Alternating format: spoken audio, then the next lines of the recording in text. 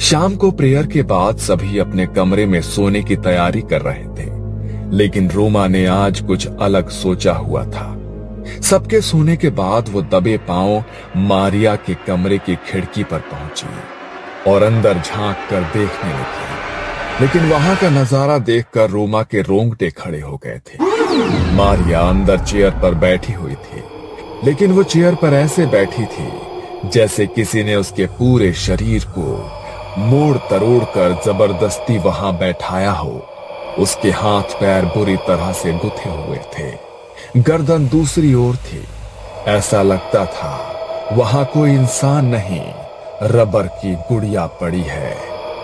अचानक ही मारिया ने अपनी गर्दन रोमा की ओर घुमाई और इस बार मारिया का चेहरा देखकर रोमा की चीख निकल गई। मारिया की आंखों के चारों ओर गहरे स्याह गड्ढे दिखाई पड़ रहे थे।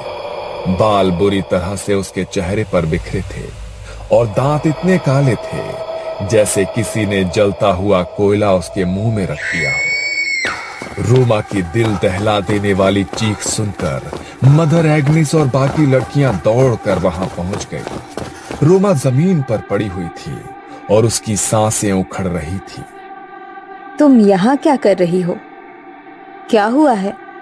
रोमा ने उंगली से मारिया के कमरे की ओर इशारा किया। रोमा की हालत देखकर मदर एग्निस ने खिड़की से अंदर की ओर देखा तो उसके भी होश उड़ गए।